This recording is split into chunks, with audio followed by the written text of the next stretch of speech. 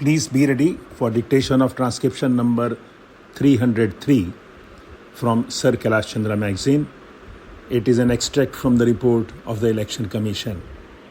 5 seconds to go. Start.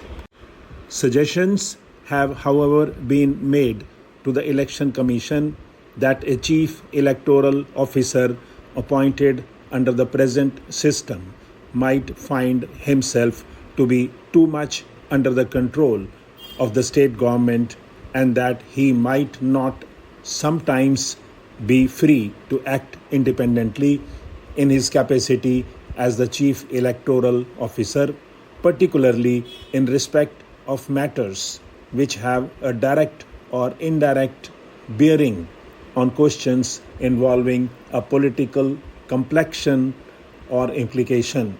It has been represented that there is a risk of his acting as a mere mouthpiece of the state government in such matters and of the Commission being deprived of the benefit of dispassionate and independent advice, as also of objective reports which the chief electoral officer might feel himself debarred from tendering in the present scheme of things. The Commission is not unmindful of this risk and in fact has at times felt that some chief electoral officers may not have always been able to express themselves freely in controversial matters. It is quite possible, however, to minimize such a risk by adopting a suitable procedure in dealing with such matters. The Commission has already taken steps to ensure that the chief electoral officer no longer acts or is even regarded as a limb of the state government, but that in regard to his statutory duties, he may act more and more as an independent authority under the direct control of the Election Commission. So far as he has to utilize the state government and act as a liaison officer between the state government and the Commission has always insisted that the chief electoral officer must be given an adequate secretariat status in the state government, for example, that of a secretary, joint secretary, or deputy secretary. Without such a status, he cannot deal with the subordinate officials with the authority of the government and would have to go up to the department concerned in every little matter in which a government order is considered necessary. There would perhaps be technical difficulties in giving an officer imported from outside a secretariat status in the state government, in which case he would in the end prove ineffective in practice. The Commission does not accordingly consider it necessary in the present circumstances to depart from the present practice of appointing an officer of the state government as the chief electoral officer, and this practice should be followed.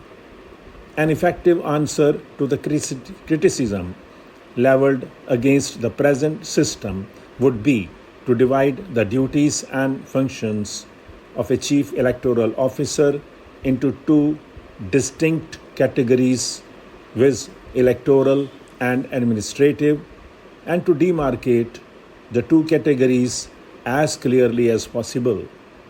In respect of electoral matters, the chief electoral officer would be required to correspond and deal with the Commission directly without the necessity of obtaining any prior concurrence of the state government.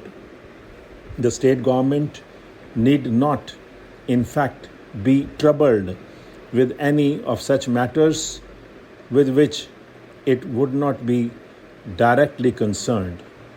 If it is felt desirable or necessary that the state government's views should also be available to the Commission, copies of the correspondence between the Commission and the Chief Electoral Officer would be communicated to the Chief Secretary to the state government for the purpose.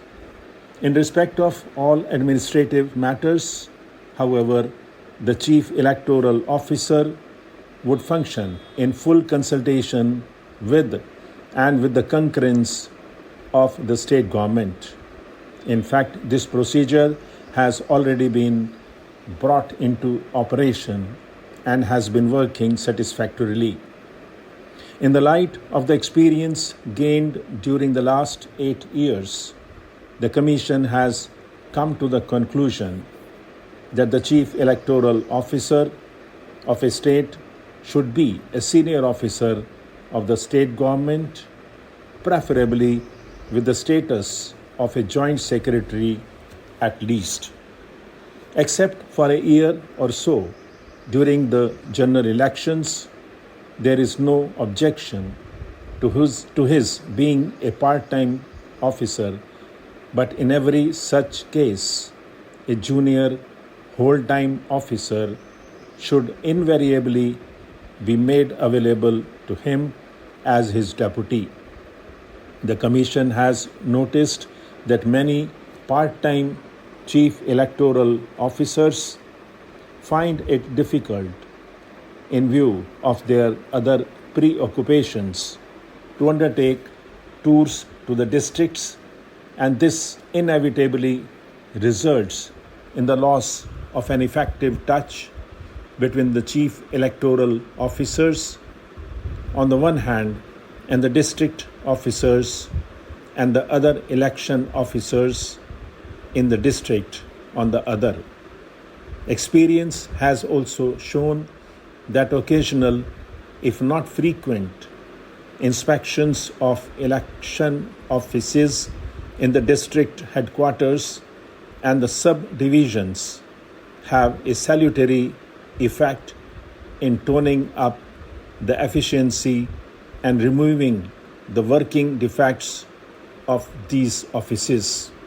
Such inspections also afford a very valuable opportunity to the local election officers to apprise the Chief Electoral Officer and through him the Election Commission of the practical difficulties, if any, they experience in carrying out the provisions of the law and the directions of the Commission and the Chief Electoral Officer.